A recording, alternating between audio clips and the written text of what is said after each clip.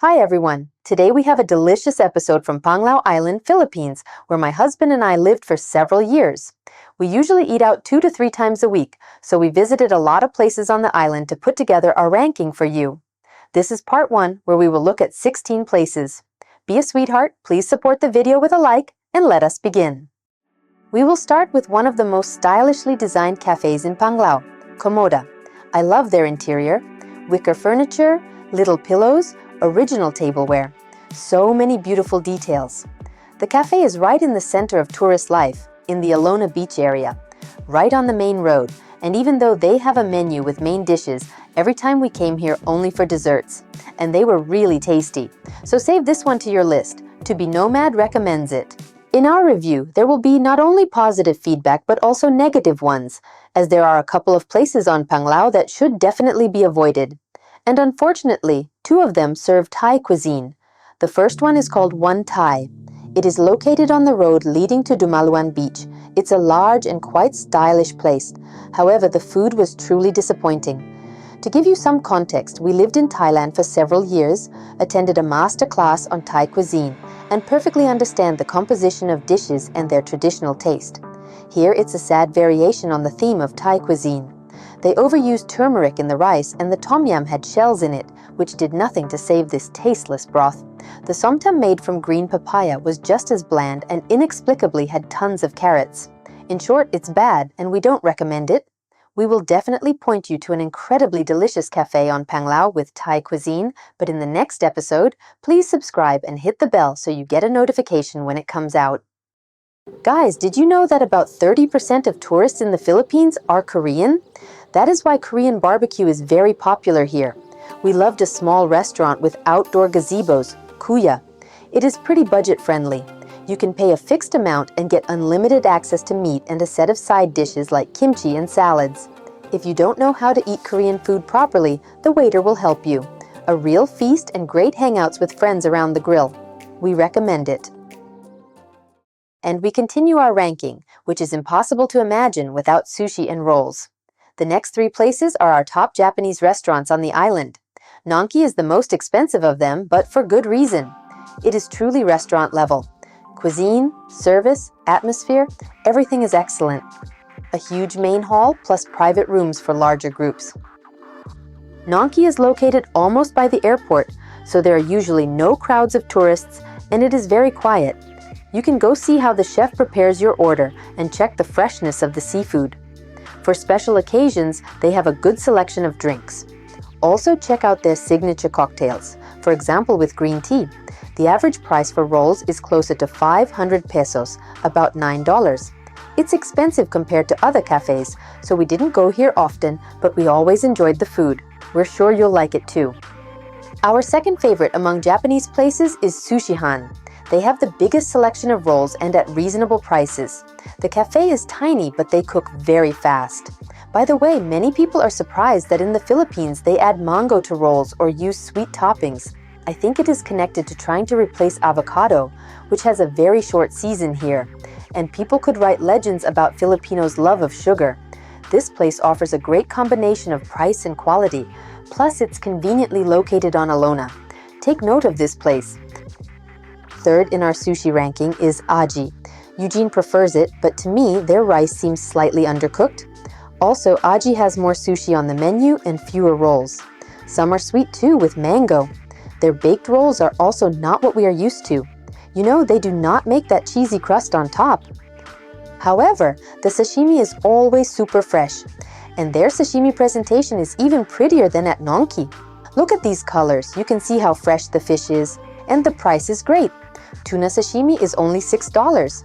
They also have good value sushi combo platters. The one in the video is called Mori on the menu. So did you like it? Yes, it's very tasty. If you like this video, please do not forget to hit the like button. We continue and move to the 7th point of our review. It is hard to assign Chica Cafe to one specific cuisine. It is more of a fusion spot, but you should check it out if you are in Tagbilaran for the cute view, colorful interior, and really tasty dishes. A cute detail. They serve popcorn while you wait for your order. We always get banh mi here. The baguette is excellent and the meatballs are tender. Breakfast taco is good. I do not remember the name of that spicy noodle dish, but it is great. A pretty interesting variation on ramen. It was perfect on a rainy day. And we kept coming back for these chicken tortillas. Very bright and unusual flavor, though maybe not for everyone. There is one more cafe in Tagbilaran that is worth a tourist's attention because you can get to know Filipino cuisine there. Friends, if you want a separate episode about Filipino cuisine, local vegetables, fruits, markets, and street food, write in the comments. I definitely have a lot to tell you, but I want to know if you are interested. So, the cafe is called Lanto, a huge open-air hall with big tables for noisy Filipino groups and tourist groups. We got 2 soups served in coconuts. The one with chicken is chicken tinola. Just amazing. The second one with small shrimp did not work for any of us. Another iconic local dish is sisig, meat and various pork offal on a sizzling pan, fatty and for fans of that style. The orange nutty sauce is kare kare. Tasty, but it has little meat, so we also ordered pork belly separately, a fried slab of pork belly, but it was very dry, nothing special. Same with kinilaw, aka ceviche.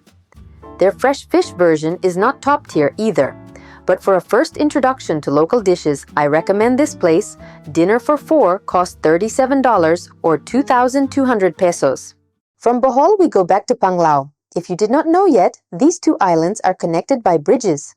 Tourists usually stay in Panglao and go to Bohol for excursions.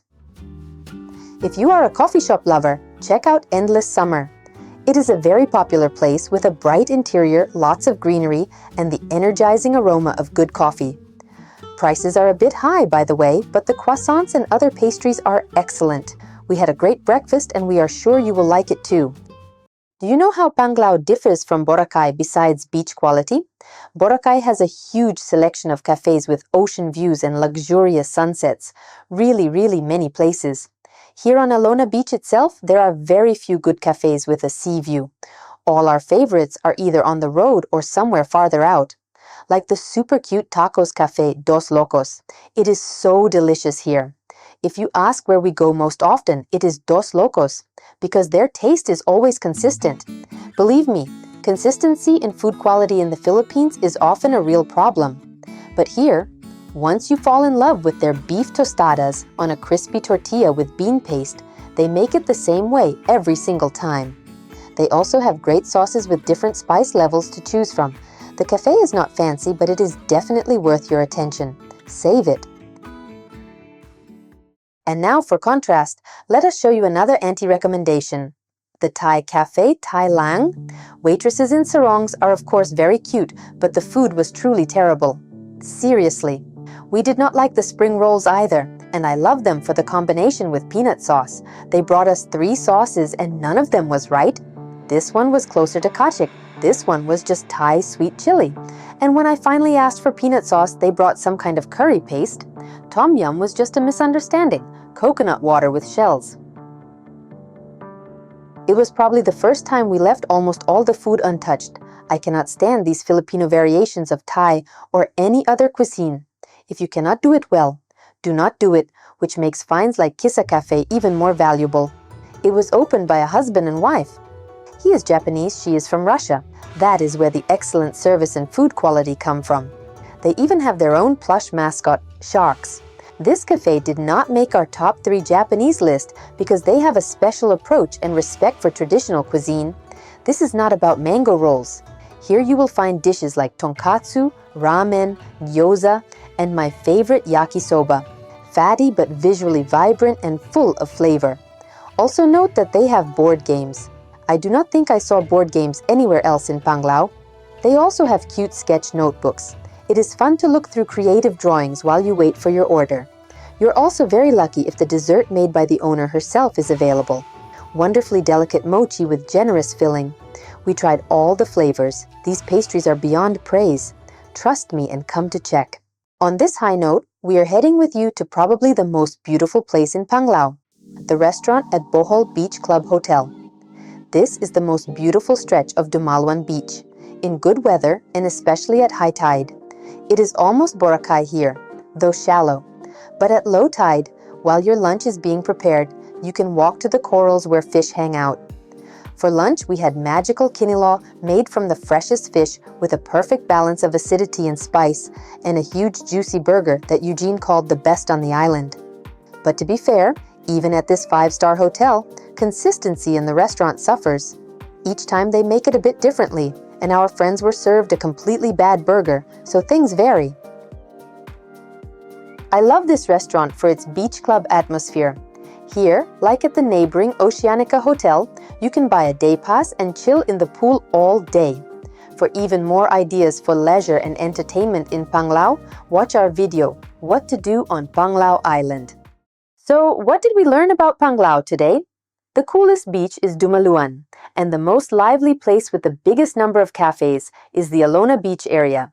But if you are looking for more budget-friendly accommodations and are ready to get around by motorbike, and you are not scared by 15 to 20-minute distances, choose the Taoist area. We recommend 2 places in Taoist, one for tasty food and the second for a great panoramic view. Food Hunters, located almost by the bridge to Bohol, will feed you with perfectly cooked salmon and mashed potatoes, pulled pork burgers, homemade spinach pasta, great pizza, and many other dishes familiar to Europeans. The atmosphere is unpretentious, like a cafe by a gas station, but they really feed you well. As for Zara Cafe, the food is honestly so-so, but it can take first place for the most luxurious panorama. Better come here just for dessert. They have their own pastry shop and bakery with bread. There is also a small selection of ice cream. I like the light berry sorbet. In general, just admire this wonderful view of Bohol Island, especially since the whole atmosphere invites you to do so. There are cushions, swings, and even lounge chairs.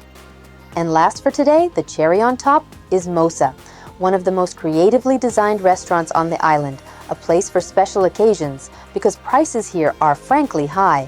We had dinner here on my husband's birthday. The restaurant has 2 floors, and the interior is definitely pleasant. Menus are brought on tablets. Of course, many dishes are made for social media and make you want to photograph them right away. But were we satisfied with the dinner? That is a difficult question. Eugene ordered ribs. They served a giant portion of well-marinated, slow-cooked ribs, though without the side dish, which we waited for a long time. I took fish on a bed of vegetables. The fish itself was very bland in flavor but tender. It was saved by a rich tomato ratatouille sauce. The bright-looking cocktails turned out mediocre in taste. And at the end there was a frankly awful dessert. I cannot even describe it. It was inedible. Overall, this is a one-time restaurant for photos. Well, that is all for now. Today we told you about half of the places in our archive. The next episode will be out soon. Subscribe, like, and leave comments. Thank you all for watching.